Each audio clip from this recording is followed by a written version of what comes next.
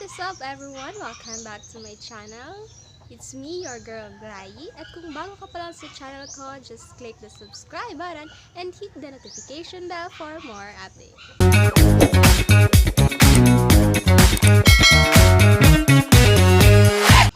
So our content for this vlog will talk about sets and functions.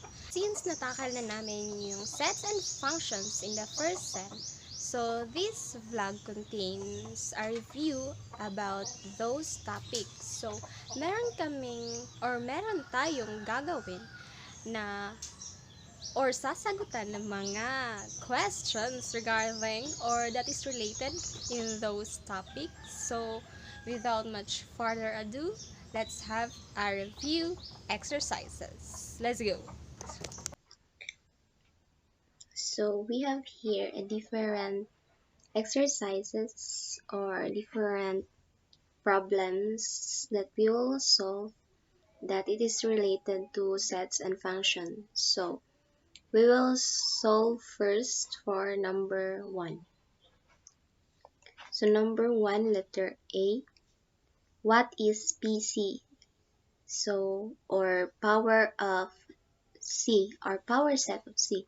So we will suppose that U is, these are the elements of U, then A, B, C, and D. So question number 1, letter A. So what is the power set of C? So in order to get the power set, it is defined as a set of all subsets of C denoted by P, then open and close parenthesis C is called the power set of C. So for number 1, the power set of C is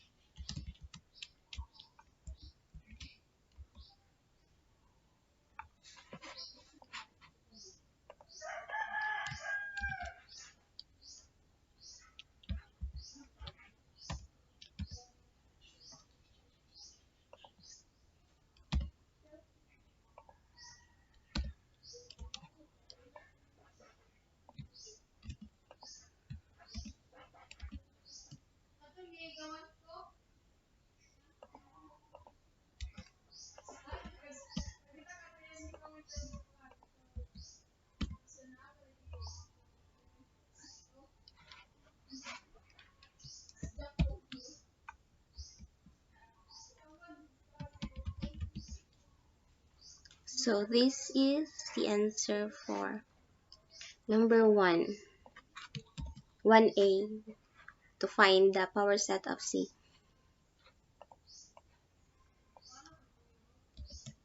So for number 1, letter B, is show that if A, B, and C are sets, then B minus A union C minus A is equals to B union C minus A. So in order to get kani, which is B minus A, which kani ato ang unahon, is isulat nato ang element which is naa sa B na wala sa A. So diri since kani siya nga mga elements is wala man siya sa A, so mao ni siya ang atoang B minus A.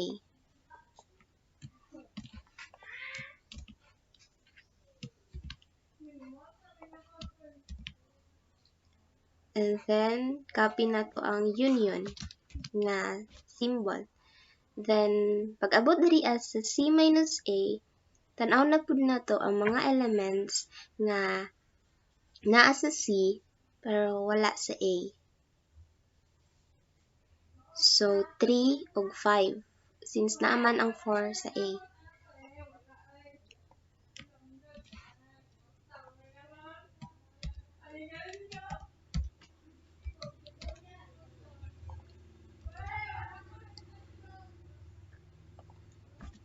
So, diri B union C.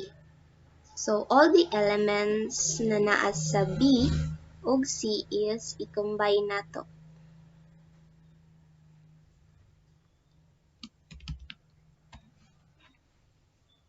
So, kani siya ug kani.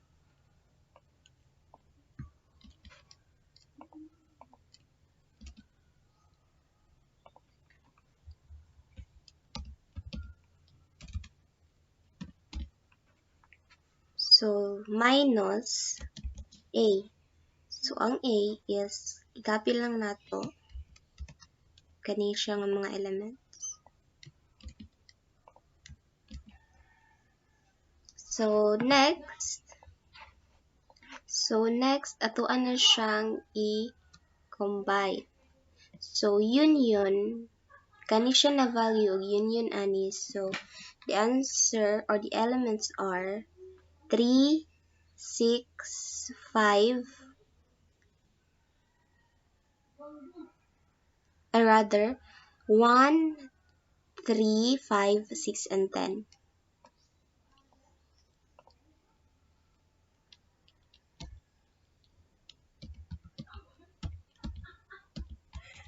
So, it's equal to, diri since minus, so, ang kani siya ng mga elements, ang naa siya diri nga elements nga wala diri mao to ang ibutang. So, ang naa dira sa kani nga elements is 1, then 3, 5, 6, and 10. So, as we can see, makita na to nga ang iyahang mga elements diri sa first side is equals to diri sa pikas nga side. So, kani siya ang answer. So, for the letter C, find the elements of B and D, or B times D. So, ang pagkuha ani is, kung unsa ang nasa value sa B, mura siya i-distribute sa value sa D. Likewise pod sa B, or D times B. So, ang ilahang mga element is kani o kani. So, isa-isahon nato ni siya pag divide. So, B times D.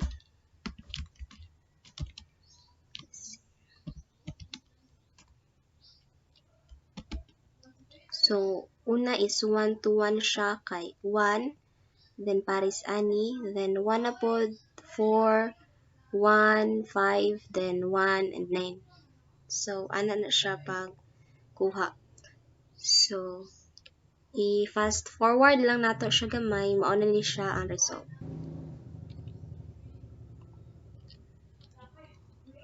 So, this is the result for letter C, number 1. So, 1 and 1, motong ingon ganina na kaning 1 sa B o 1 sa D. Then 1 og 4, 5, 9, then diri na pod sa value sa B nga 3, 3, 1, 3, 4, 3, 5, 3, 9. Then sa 6, 3, 1, hangtod sa 6 and 9. Then sa 10, maura gyapon siya. So, that's it for letter C. So, we will go to number 2. So, for number 2, determine whether the function of f, z times z, then z is into f, onto a, if f, m, then n. This equals to m squared plus n squared. So, i-determine nato if kani siya na function is on 2. So, my answer is this function is not on 2. because makita nato the range contains no negative and integers. So walay negative integers ang iyahang range. And then so kadto no negative integer kaning m with m squared and n with n squared. So if is equals to -1 if ibutang nato siya nga example. So this function is not onto.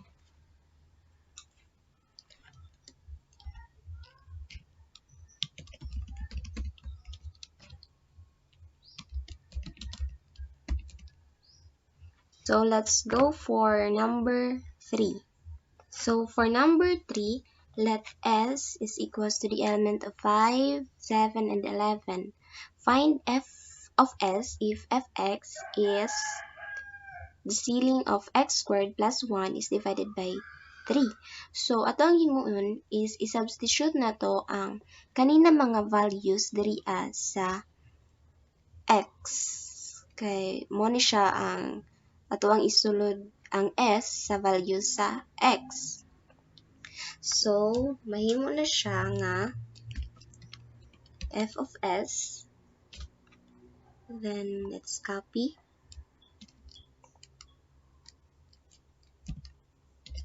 So, unahon na to ang value sa 5. And then, kana siya to ang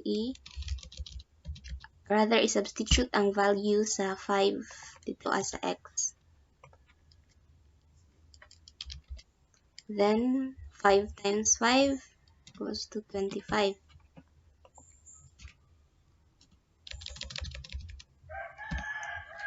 And then,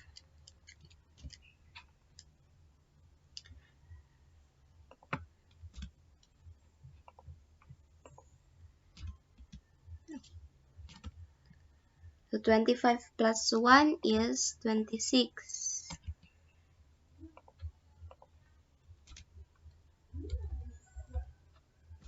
So 26 divided by 3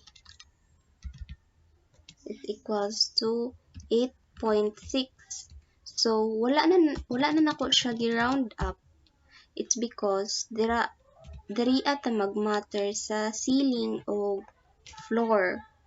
So the answer is 8.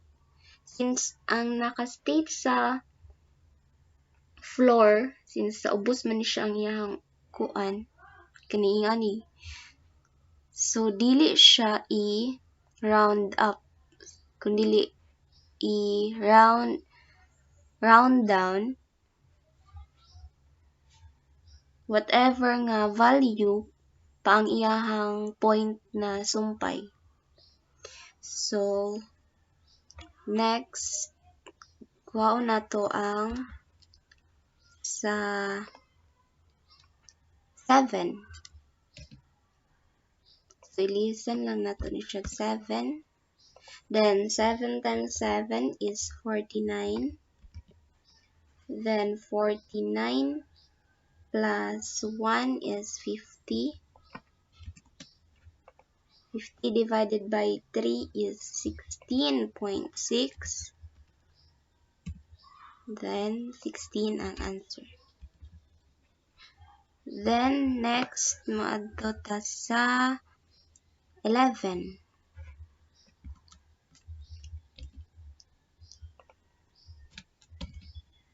11 times 11 or 11 squared is 121.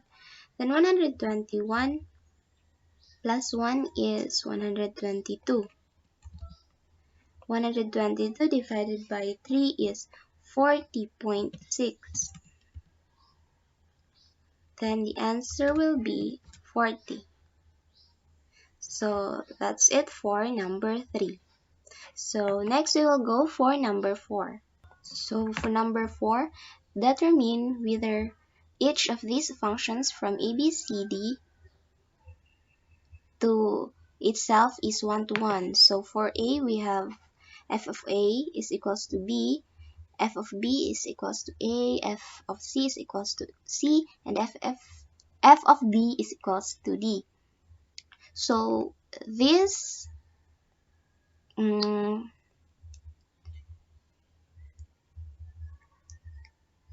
these functions, or the equivalent of each letters, or the equivalent is 1-to-1.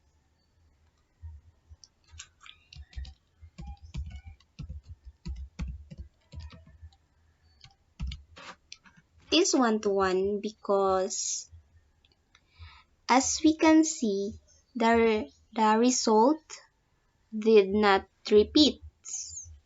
So for f of A is B. So ang result sa kada letters is wala siya nagbalik-balik. While sa letter B, it is not 1-to-1.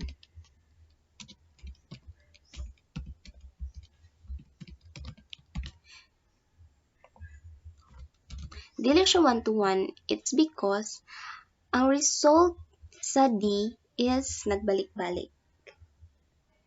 Kaduha nagbalik ang result sa D. So, this is number 4. So, na-determine na to if whether kani siyang letter A and B is 1-to-1 to itself. So, let's go for number 5. So, for number 5, proved or disproved that the ceiling of x plus y is equals to ceiling of x plus ceiling of y for all real numbers x and y. So this means that for all real number values of x and y, the ceiling of x plus y is equals to the ceiling of x plus the ceiling of y. So first, the ceiling of x is expressed as n minus 1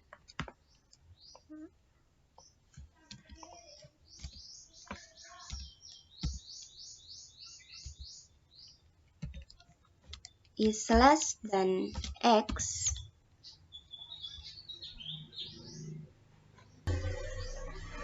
less than or equal to n. So this is the function of the ceiling. And then we will make an example. Let assign some value of ceiling of x, or some value of x and some value of y. So let us say that let x is equals to 1/2 and y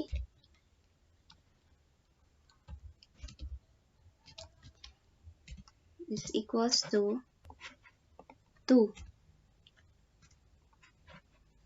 And then next, we will substitute these values to the original statement.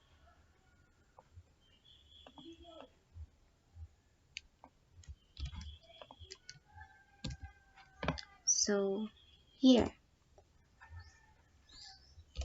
so x is 1/2, then y is 2,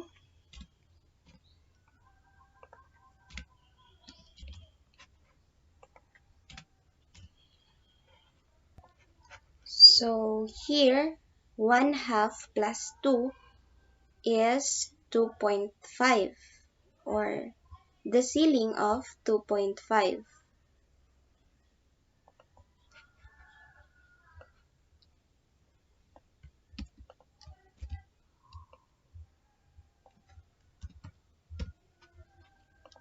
Then equals to, so ceiling of 1/2 is 1.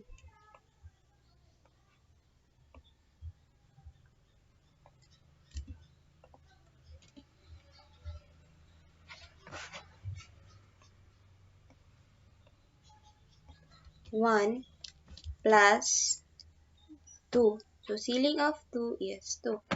So here, ceiling of 2.5 is equals to 3. Then equals to 1 plus 1 is 3. So for this example, makita na to nga 3 is equals to 3. So kani siya nga statement or kani siya nga expression is true for this example. Then we will have another example. So let's say let x is equals to 5.9 and y is 9.6. So diri i-substitute gyapon nato 5.9 9.6.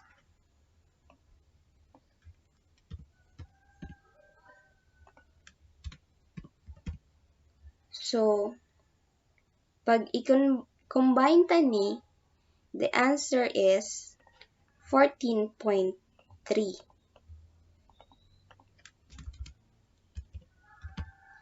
And then the ceiling of this is 6. And the ceiling of this 9.6 is 10.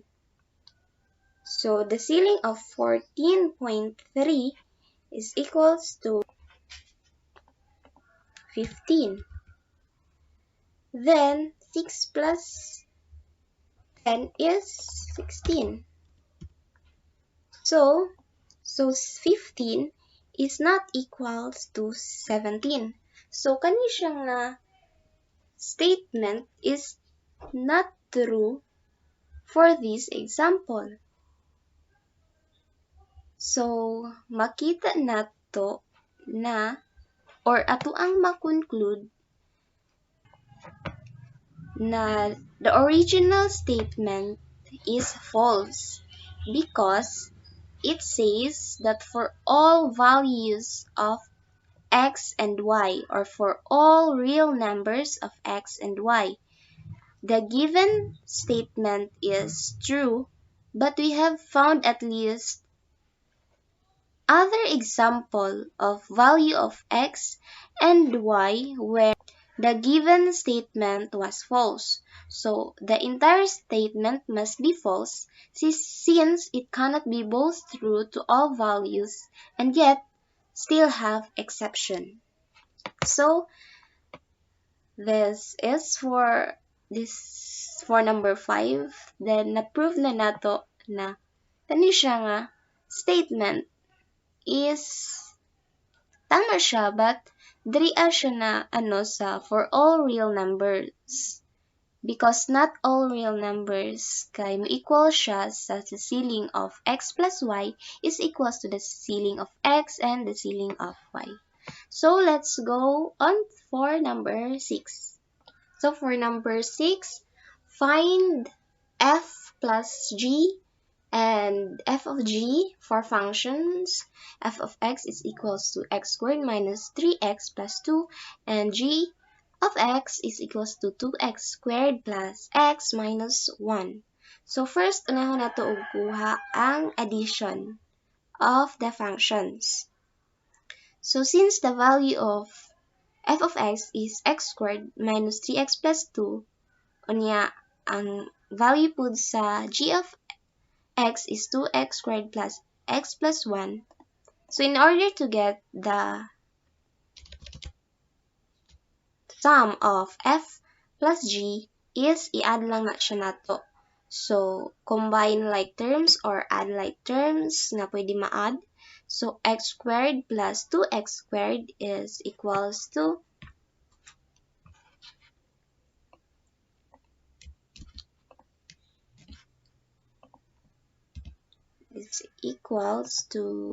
wait lang po, 3x squared, and then 3x plus x is, or negative 3x plus x is equals to negative 2x. and then plus 2 minus 1 or negative 1 is equals to 1. So the f plus g is, this is the answer. So next we will go to the f of g.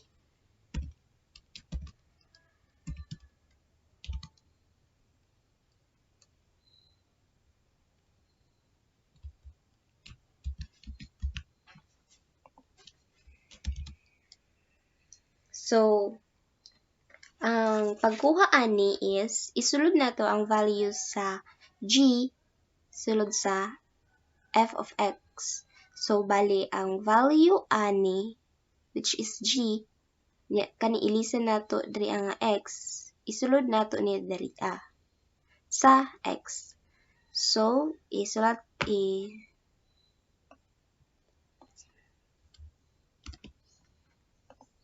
ato asang manumanuhon. So ning-ani na siya. Since nga kaning f of x is x squared minus 3x plus 2, so ang x gipulihan natong value sa g. So mao na ni siya. Then open, close.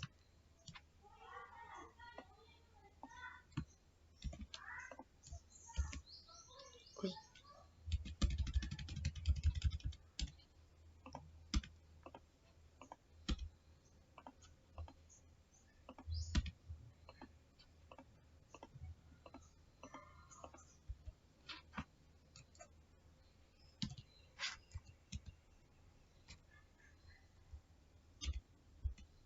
So, since dili man siya mukana ang squared sa taas, so, iinganin na lang nato pagbutang. Squared minus 3x, since kani 3. Then, ang value sa x nato, which is kani, so, ato na po siyang ibutang.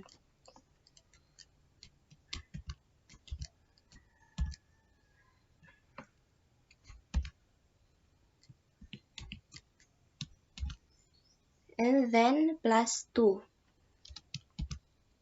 Since na siya dari sa ilaha.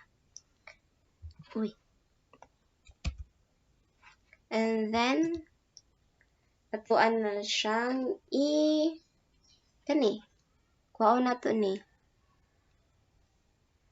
2 times 2x squared, then 2 times x, then 2 times negative 1. So, 2 times or squared of 2 times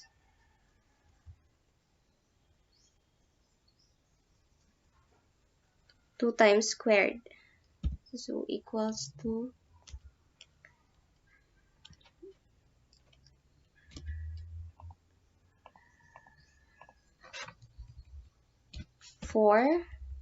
4x squared, then 2 times x equals 2x, then 2 times 1 equals negative 2.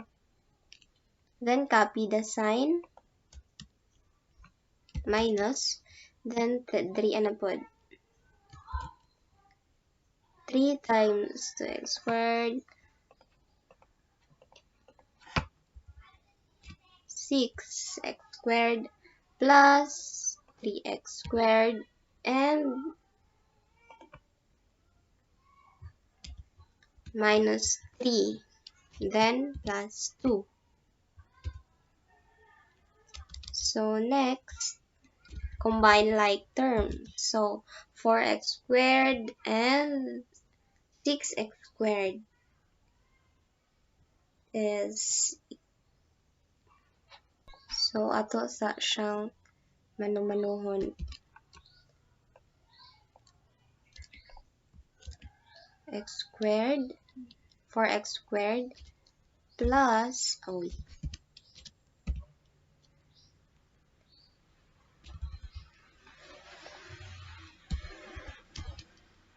plus negative 6x squared.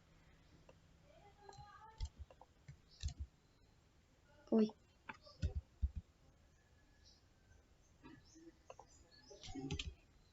And then 2x plus 3x since parehas sila. Or they have the same like terms. 2x plus 3x. And then plus gani negative 2, negative 3, and 2. Negative 2 plus negative 3 plus 2. So, there's the final step. Ato na silang i-solve. So, 4x plus negative 6x equals to negative, wait lang.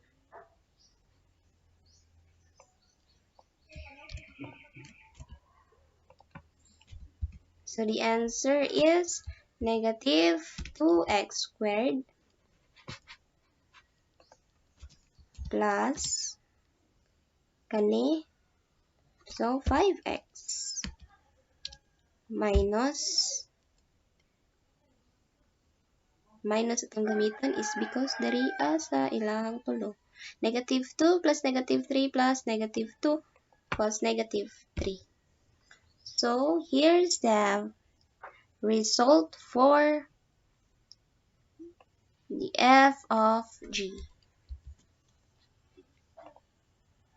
So, kani siya, and then kani. So, that's all for our assignment number 4 for sets and functions. See you!